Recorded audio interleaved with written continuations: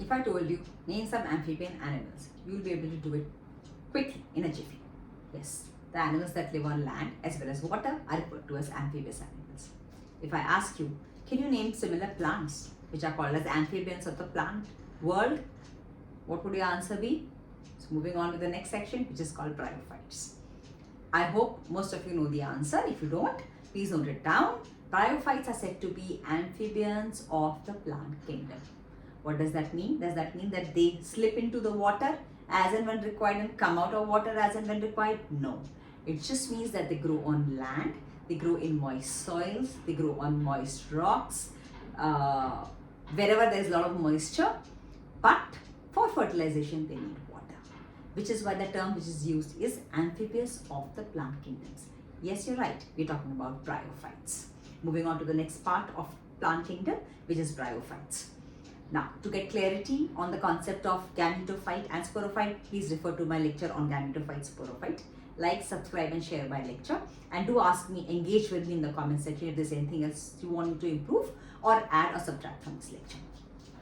Let's start with bryophytes. So bryophytes are said to be amphibians of the plant kingdom. Some characteristic features of bryophytes are that they grow in moist soils, they grow on moist rocks, they grow in shady areas, they grow in rocky terrain, etc., where there is moisture in the air. And for fertilization, they require water, which is why they are said to be amphibious. Another characteristic feature is that bryophytes, by and large, as such, do not have any economic importance or any value addition to humankind, but they are, along with lichens, that is lichens, they are the ones that are pioneer of vegetation or pioneer of succession in an area. So they are the ones that grow along with lichens on rocky areas, and then they start life on that. They lead to weathering of those rocks and formation of soil. This is called as primary succession. So very important point from NEET MCQ point of view. Bryophytes are also required as are also important ecologically as primary successors in any area along with lichens. This also comes as a 1 marker or 2 marker question in CBSE board exams, where you can write as economic importance of bryophytes.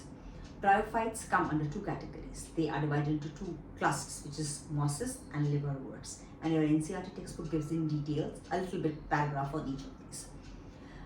So bryophytes, the life cycle of a bryophyte largely is haplontic lifestyle, but it is haplodiplontic, which means that the predominant phase in the life cycle of the plant is the haploid stage, which is called as the gametophyte stage.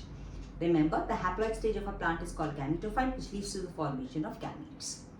The diploid stage or the sporophyte stage is highly reduced in bryophytes, and it is not independent. It is dependent on the gametophyte for its further existence. So the sporophyte is reduced and the gametophyte is the dominant stage in the life cycle of a bryophyte. Another important feature is that bryophytes, especially sphagnum, mosses, etc., are useful in peat formation. So they are the ones that go into the soil, and after thousands of years, hundreds of years, they are the ones that form peat, which later gets converted into fossil fuel and can be used as petroleum. Petroleum comes out of peat, natural gas, CNG, etc., all comes out of peat. So that is where bryophytes form an important part of peat. Mosses especially have a large capacity to hold water.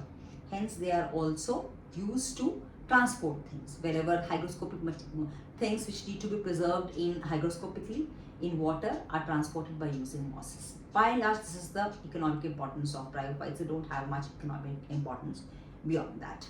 They are ornamental, of course, just like pteridophytes or ferns. Bryophytes are also ornamental in nature and can be used. Mosses, though they grow on rocks, soil, terrain, woody barks, etc., do lead to weathering of rocks and do form an economic part of that. But by and large, that is the role of bryophytes. Now, in bryophytes, we understood that the gametophyte stage is the dominant stage and the sporophyte is reduced. It is dependent on the gametophyte for its existence. Gametophyte leads to the formation of gametes and sporophyte leads to the formation of spore. you need to remember a few important words here. The gametophyte leads to the formation of a gamete. And in a lot of bryophytes, what happens is that the male gamete is born on a body or a structure which is called as antheridium. The antheridium bears the male gamete, which is called as antherozoids.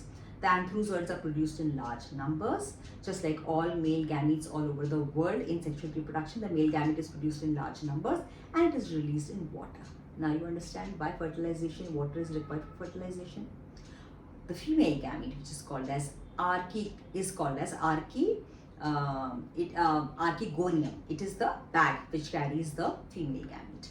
The archegonium bears the archegoniophores, and the antherozoid come in contact with the ovum, technically which is called as the ovum or the egg, whatever, or the female gamete, which leads to the formation of the zygote. The zygote may immediately undergo meiosis. Zygote is a diploid body, but the major plant body is a gametophyte, so it has to become a haploid sometime later in the life cycle. So the zygote may immediately undergo meiosis and form spores. The spores after germination give rise to a gametophyte. Or the zygote by itself goes into, after a few, it takes a little while, it just settles as it is, forms spores, but the spores do not germinate then and there.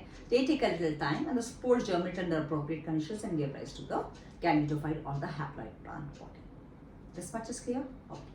Moving on to the classification of bryophytes. The classification of bryophytes is done into two classes, which is, the first one is mosses